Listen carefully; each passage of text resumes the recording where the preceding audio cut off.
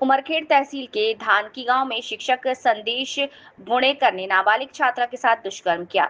कल उस छात्रा की मृत्यु हो गई। इस घटना से गुस्साए लोगों ने आज सर्वदलीय मार्च निकाला। गांव पूरी तरह बंद था। पीड़िता को न्याय दिलाने के लिए छत्रपति शिवाजी चौराहे से लेकर पुलिस चौकी तक लोग इकट्ठा हो गए और डीवाईएसपी हनुमंत गायकवाड़ को ज्ञापन सौंपा। सर्वदलीय लोगों ने मांग की है कि दुष्कर्म करने वाले शिक्षक को जल्द से जल्द फांसी हो। प्रकरण फास्ट ट्रैक कोर्ट में चले। सरकारी वकील के तौर पर एडवोकेट उज्जवल निकम की नियुक्ति की जाए। फील्ड हॉल आरोपी संदेश गुणेकर पुलिस गिरफ्त में है।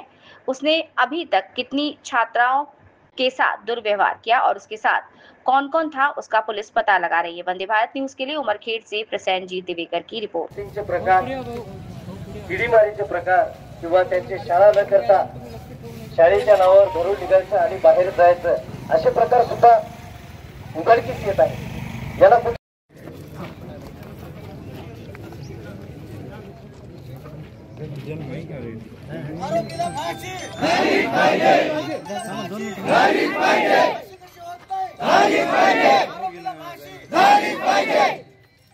गावातली चिडी मारी जेव्हा लेकरं शाळा सुटे का कन्या शाळा तो पोलीसवाले बस स्टँडला थांबतात। बघा माझा फोटो काढा। जो आहे की नाही कन्या शाळा सुटे का तो पोलीसवाले थांबतात बस स्टँडला। ऐकून घ्या, खरी गोष्ट बोलतोय। लेबर काम करतो, लेबर काम। पोलीसवाले मस्त थांबतात बस स्टँडला। शाळा सुटे फात्यात मस्त मोटरसायकलला गोरी त्याला चिडवतात पोरीला।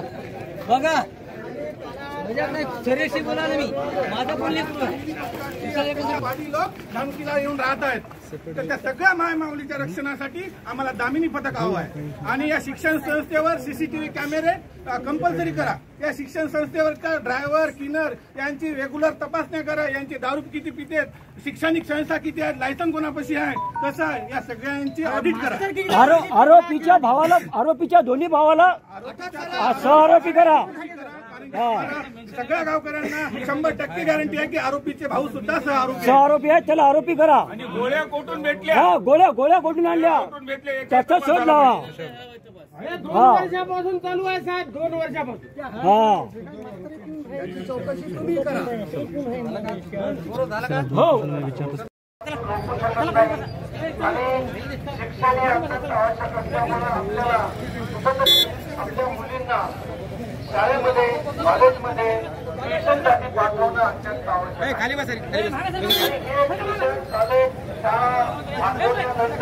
अशा जर घटना होत असतील तर त्याचा बंदोबस्त करणं अत्यंत आवश्यक आहे।